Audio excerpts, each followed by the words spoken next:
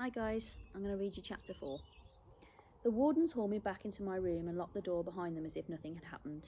7 days, stuck in here, because I thought an insect was talking to me.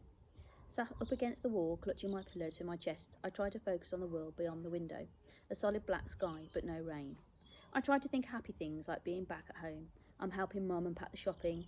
I've said something to make her laugh. Then Dad comes in holding his favourite mug full of tea and joins in. And we're laughing and cooking dinner and we're happy. Everything's normal again.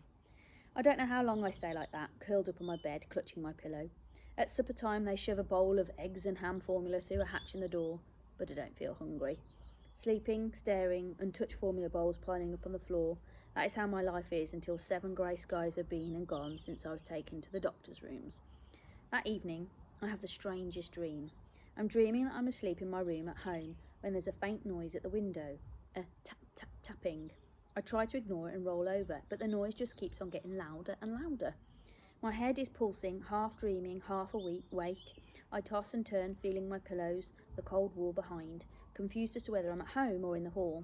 The tap-tapping grows louder and louder like a drill inside my brain. Then, with a jolt, I wake up. I'm definitely in my room at Spectrum Hall, and I'm freezing. I'm freezing because the window wall has a jagged hole smashed right through it, and in the moonlight I can see shards of glass broken all over the floor. Carefully I climb out of bed, try not to step on the jagged edges, when some feathers hit me on the head. Dark and wet feathers, flapping around the room.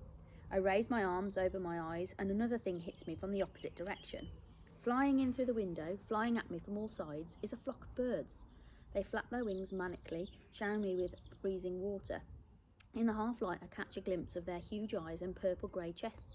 Pigeons! My room is full of flying varmints.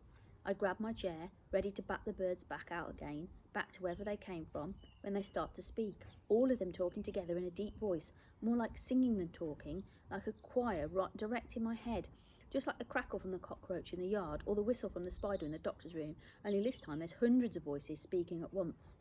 And I really can hear what they're saying. Kester Janes, we have been sent to find you. But it's a talking choir without perfect timing, because as most of them finish, I notice a higher pitched voice join in late, making even less sense than the others. Yes, Kester Janes, you have been sent to find us. As their heads turn to look at me, what looks like at least 100 pairs of eyes and beaks swivelling in my direction as if they're synchronised. 100 pigeons at least, in my room.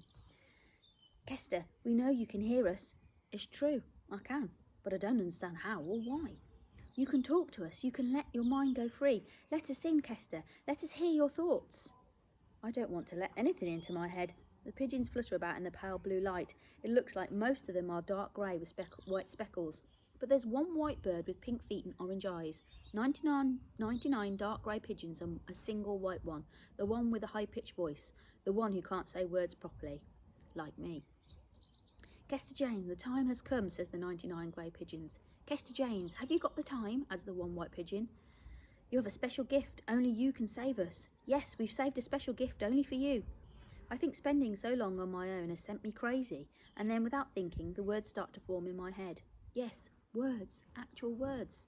After 6 whole years, 6 years since I spoke a single one, and now, as if it had been yesterday, as if I was still in hospital, as if Mum was still lying there, they come again. Words.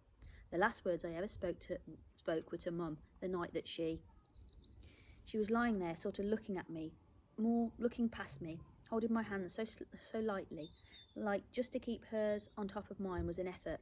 Her breathing rickety, her skin yellow, so all I said was, "Will you come back?" She shook her head ever so slightly from side to side, gave me what was maybe a smile, and then said, in fact whispered, so soft, I had to lean in, smelling her breath, sweet and stale. Tell Dad. Another pause, a big breath. Tell Dad, he has to tell you. But she never said what. The pigeons peck in. Kester, Kester, you must save us. Mum disappears, and instead there are just words, forming, circling in my mind, pulses of sound trying to connect. There's a silence, while I think, and try to speak. Yes, Kester, save yourselves from us, squeaks the white pigeon. The other grey pigeons shake their heads and peck at the white one so much he falls off the end of the bed with a squawk. But it helps. I realise I can speak, like in my head before, to the moth in my room, to the cockroach in the yard. Only it's different this time, because I know they're listening and understanding. So I say the first new words of my new talking. Get out of my face, birds. No one said the words had to be polite. The pigeons cock their heads like they don't care what I say or think. The white one picks himself up off the floor with a shake of his head and hops back to the end of my bed, scratching furiously at his wing pit with his beak. Ignoring him, the grey ones fill my head with their sing-song wailing like ghosts. They are coming, Kester Janes, they are coming. They are coming for you. Prepare yourself. I want to clap my hands and clear the craziness from my head, but I don't have to. My brain crackles once more and my eyes grow heavy as my thoughts slide back down into darkness.